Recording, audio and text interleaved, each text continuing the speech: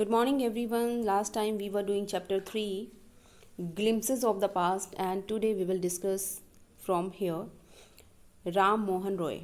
Okay, we have done one extract also in notebook. Come on, the explanation part. Ram Mohan Roy, a learned man from Bengal, understood what was wrong with the country. जो राजा राम मोहन राय थे वो एक learn man थे, यानी कि विद्वान थे, बंगाल से बिलोंग करते थे और वो समझ पा रहे थे कि मेरे देश के साथ क्या गलत हो रहा है। अंग्रेज कैसे कैसे नई नई जो है वे बना रहे हैं हमें परेशान करने के लिए। ठीक है, let us no despise ourselves our ancient culture is great. हम अपने आप को डिस्पाइस नहीं होने देंगे, बर्बाद नहीं होने देंगे। हमारा जो एनिसेंट कल्चर है वो बहुत महान है and we are capable of greater achievement. हम बहुत बड़ी उपलब्धियां प्राप्त कर सकते हैं। We must first reform. Reform होता है सुधारना। और सोसाइटी, सबसे पहले हमें अपनी सोसाइटी को सुधारना होगा। सुपरस्टिशियंस हैव बीन रूइनिंग अस। जो अंधविश्वास हैं, सुपरस्टिशंस जो अंधविश्वास है वो हमें बर्बाद कर रहे हैं। तो ये जो है जो लाइंस कही गई है राजा राम मोहन रॉय और उनके साथ जो व्यक्ति हैं वो उनको कह रहे हैं, राजा राम मोहन राय। आफ्टर दिस आगे कहा गया है, ध्यान से देखेंगे। He told his wife Uma.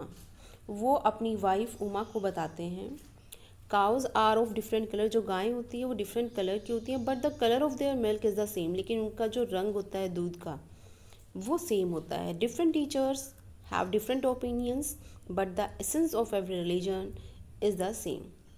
Essence होता है सार। सभी टीचर जो है डिफरेंट तरीके से पढ़ाते हैं, उनके अलग अलग विचार होते हैं, ओपिनियंस होते हैं, लेकिन जो उनका सार होता है प्रत्येक धर्म का वो सेम होता है। यानी कि सभी धर्म एक ही बात को बताते हैं लेकिन उनके कहने का तरीका, मानने का तरीका वो डिफरेंट होता है। तो ये ऐसा राजा राम मोहन राय अपने वाइफ को बोल रहे हैं। आगे देखते हैं। He was attracted by science and modern knowledge. जो राजा राम मोहन राय थे वो बहुत ज़्यादा अट्रैक्ट थे, साइंस और जो नॉलेज थी, मॉडर्न नॉलेज, उससे बहुत ज़्यादा प्रभावित थे। विज्ञान और आधुनिक ज्ञान आप इसको बोल सकते हैं। Knowledge should be practical and scientific. उनके अकॉर्डिंग जो नॉलेज है वो प्रैक्टिकल होनी चाहिए और वैज्ञानिक तरीके से होनी चाहिए। He cross the sea and went to England to see what made the British powerful. अब देखिए उन्होंने क्या किया। हमारे जो धर्म के जो लीडर्स थे वो उन्होंने क्या बोला हुआ था, उन्होंने कहा था कि कोई भी समुद्र पार नहीं करेगा, लेकिन राजा राम मोहन रॉय ने इस बात को नहीं माना। वो उन्होंने समुद्र को पार किया, वो इंग्लैंड गए और वहाँ पर मतलब वो देखने के लिए गए कि ब्रिटिश को क्या चीज़ें हैं जो पावरफुल बना रही है। There he told them. तब वहाँ पर उन्होंने एक भाषण दिया जिसमें उन्होंने वहाँ पर जो ब्रिटिश थे उनसे क्या कहा, ये हम देखते हैं ध्यान से। We accept you as rulers. हम तुम्हें अपने शासक के रूप में एक्सेप्ट करते हैं। इंडियंस की बात बता रहे हैं राजा राम मोहन राय।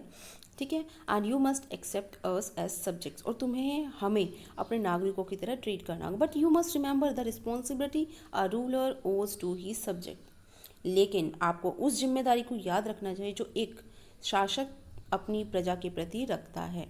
यहाँ वहाँ पर इन्होंने ये भाषण दिया और अंग्रेजों को अपने व्यूज़ बताए कि हम तुम्हें एक्सेप्ट कर लेंगे कि तुम हमारे पर रूल करो, बट लेकिन तुम्हें भी हमें अपने सब्जेक्ट्स नागरिकों की तरह ट्रीट करना होगा। He started newspaper the suspicious British stop them in 1823। इन्होंने एक न्यूज़पेपर भी स्टार्ट किया था। अब न्यूज़पेपर का पर्पस क्या होता है कि जितने भी लोग हैं उनको सब वहाँ पर जो जितने भी व्यक्ति रहते थे सभी, ठीक है, उनको इन्फॉर्मेशन दी जाए कि कहाँ पर क्या हो रहा है। लेकिन क्या हुआ, उन्होंने जब न्यूज़पेपर स्टार्ट किया तो सस्पिशियस संदेह के कारण ब्रिटिशों ने उसको स्टॉप कर दिया, रोक दिया, वो न्यूज़पेपर बंद कर दिया। 1823 में उन्होंने ऐसा किया। Come on the next page. Operation, देखिए ऑपरेशन क्या होता है, उत्पीड़न, उत्पीड़न को बोलते हैं। अब कैसे कैसे अंग्रेज़ों ने भारतीयों को परेशान किया, ठीक है। But the British continued to oppress Indians. उनको मतलब वो प्रताड़ित करते रहे, यानी कि परेशान करते रहे इंडियंस को British. In 1818 they had passed regulation third. उन्होंने एक रेगुलेशन थर्ड निकाला। अंडर इट उसके अकॉर्डिंग क्या था, Indian could be jail without trial in a court, कि इंडियन को जेल हो जाएगी बिना कोर्ट में ट्रायल किए। मतलब अगर भारतीयों को किसी भी रूल से, उनके किसी भी नियम से प्रॉब्लम है तो अगर वो उसके खिलाफ कोर्ट में जाना चाहे तो वो जा नहीं पाएगा, वो कोई ट्रायल नहीं कर पाएगा, उसको उन सब पॉलिसीज़ को मानना ही होगा। और अगर कोई जाएगा इस बात को से इनकार करेगा तो उसको जेल हो जाएगी और कोर्ट में कोई सुनवाई नहीं होगी। ऐसे रूल ब्रिटिश ने भारतीयों के लिए बनाए। All the time British officer in India Drew big salaries and also made Fortune in private business. अब यहाँ पर इंडिया में क्या करने लगे ब्रिटिश जो थे ऑफिसर, वो अच्छी अच्छी सैलरी ले रहे थे और साथ ही साथ उन्हें बहुत ज़्यादा फॉर्चून्स इन प्राइवेट बिजनेस, बहुत ज़्यादा लाभ भी हो रहा था प्राइवेट बिजनेस में। ठीक है, इससे वो बढ़ते गए, शक्तियाँ बढ़ती गई। जो पैसा होता है, जो मनी होती है, उससे ही इम्प्रूवमेंट होता है। तो वही चीज़ें ब्रिटिश को मिल रही थी, तो वो सभी इम्प्रूवमेंट करते जा रहे थे। ठीक है, by 1829 Britain was exporting British goods worth 7 crore rupee to India. अब देखिए आगे क्या दिया हुआ है कि 1829 में तक ब्रिटेन भारत को 7 करोड़ रुपए का ब्रिटिश माल निर्यात कर रहा था। इस टाइम में वो इतना माल जो था वो निर्यात कर रहा था भारत को। ठीक है, आगे देखते हैं नेक्स्ट वन क्या दिया हुआ है। The British prospered on the company's loot while Indian industries began to die। जो ब्रिटिश जो भी कंपनियां थी वो क्या हो रही थी, वो आगे बढ़ती जा रही थी। प्रोस्पेरिड होता है कि बढ़ते जाना, इट मीन्स वो काफ़ी समृद्धि की ओर बढ़ती जा रही थी।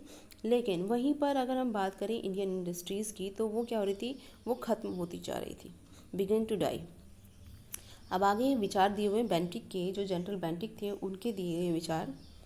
Governor general Bentinck reported back home.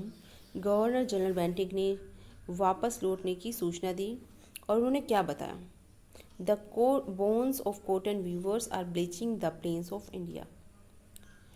जो बुनकर थे, जो बुनाई का काम करते थे, ठीक है, वीवर्स जो थे, उनकी हड्डियां जो थी क्या हो रही थी, bleaching the plains of India, विरंजन हो रही थी, यानी कि उनकी हड्डियां दिखने लगी, कुछ ऐसा उन्होंने कहा। क्योंकि उस टाइम पर जो ये हाथ से काम करने वाले व्यक्ति थे, इनकी कंडीशन बहुत ख़राब हो गई थी। तो ये विलियम बेंटिक ने बात कही कि उनकी हड्डियां जो थी वो दिखने लगी।